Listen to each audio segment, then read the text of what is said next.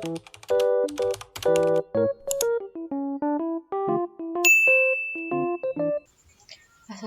warahmatullahi wabarakatuh. Di bab 8 ini kita akan membahas DHCP ARP. Di konsep, DHCP memiliki kepanjangan yaitu Dynamic Host Configuration Protocol. DHCP merupakan servis yang digunakan untuk mempermudah distribusi IP address dalam satu jaringan. DHCP di-running dalam satu broadcast domain.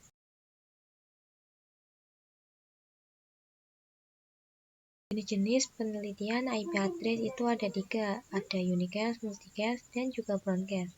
Kalau misalkan broadcast itu seperti diibaratkan ketika PC ingin mengirim paket DHCP kepada PC2, sebelum itu PC1 mengirim ARP kepada router, dan router akan mengirim yang namanya broadcast ARP ke broadcast domain. Selanjutnya kita bisa mengetahui ada 3 tipe DHCP.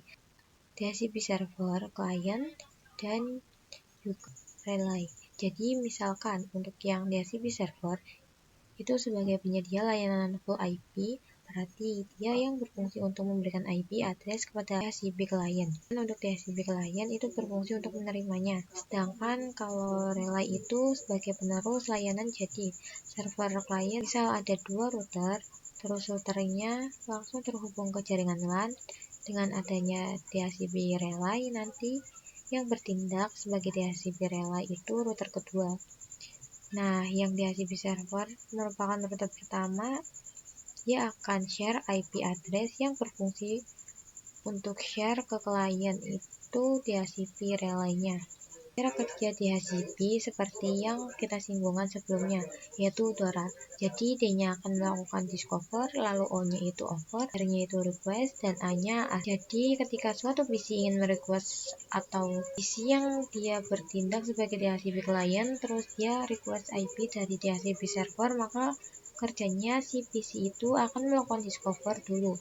Kemudian server DHCP server itu akan mereply dengan server akan menawarkan actionnya.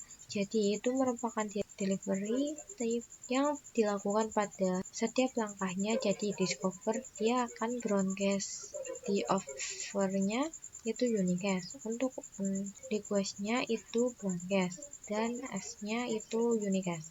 Itu merupakan cara-cara dari DHCP yang bisa kita sebutkan dengan DORA. Selanjutnya kita akan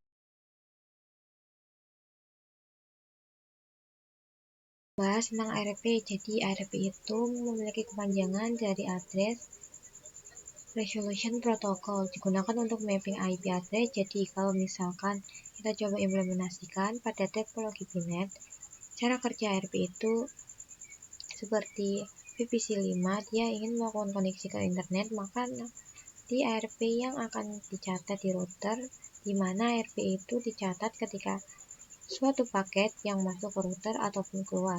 Jadi misalkan kita coba ping, belum saya enter, lalu kita cek, nah di sini sudah ada. Kemudian kita ping, kita cek, di sini sudah tercatat sebelum. Ketika kita coba ping IP address dan juga MAC address-nya, IPv5 akan dicatat di ARP tabelnya pada router. Nah, ini sudah tercatat. Mikrotik. Gitu pula jika kita ping di ISP-nya, maka IP ISP kita akan tercatat di ARP tabel, atau jika kita ingin ping VPC2 ke VPC3, maka nanti VPC2 akan tercatat di ARP tabelnya.